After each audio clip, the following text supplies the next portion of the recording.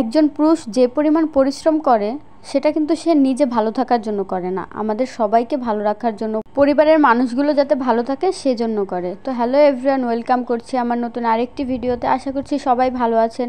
তো আজকে সকালবেলা একটু গরম ভাত সাথে আলু ভর্তা করে নিচ্ছি। ঝাল ঝাল ভর্তা আর গরম ভাত দিয়ে খেতে কার কার ভালো লাগে? আমার তো খুবই পছন্দ। আর ভর্তা আমি সবসময় পছন্দ করি। আমার শুটকি ভর্তাটা খুব পছন্দ, কিন্তু অনেক দিন হলো খাওয়া হয় না। আর এই তো আমি ভর্তা করে নিলাম, আর খাওয়া দাওয়া শেষ করে আমি রান্নার কাজও শুরু করে দিয়েছি। তো আজকে আমি মুরগি রান্না করব। আজকে সকাল সকাল রান্নাটা শেষ করে ফেলবো। আমার কাছে মনে হয় শহরে রান্না ছাড়া, ঘরের টুকটাক কাজ ছাড়া আর কোনো কাজই নেই।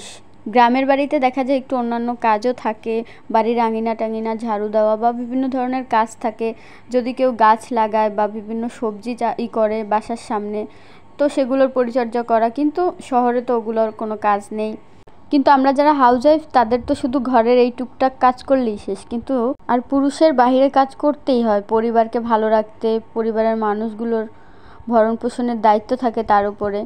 একজন পুরুষ কখনোই তার নিজের ভালোর জন্য বা নিজের জন্য পরিশ্রম করে না, পরিবারের প্রতিটা মানুষের জন্য সে পরিশ্রম করে, কষ্ট করে, তাই না আপুরা?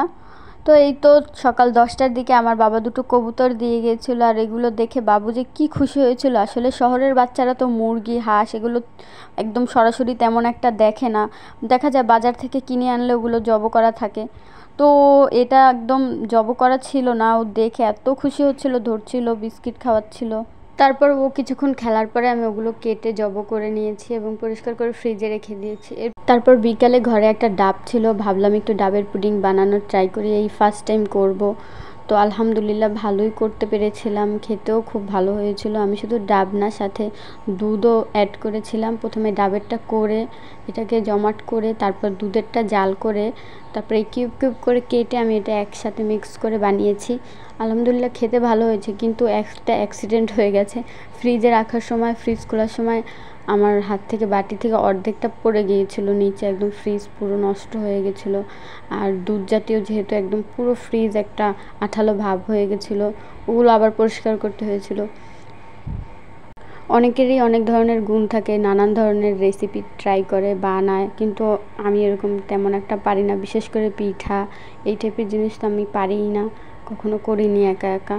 কিন্তু আলহামদুলিল্লাহ প্রথমবার যেহেতু এটা বানিয়েছি, ডেজার্টটা খেতে খুব মজা হয়েছিল। এভাবে বাসায় সবাই ট্রাই করতে পারেন।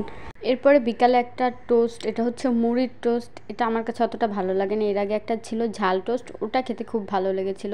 তো এটা আমি এর আগেও খেয়েছিলাম, কিন্তু অত বেশি মজা লাগে না, একটু মিষ্টি মিষ্টি আর একদম ছোট ছোট। তো সবাই ভালো থাকবেন, আল্লাহ হাফেজ।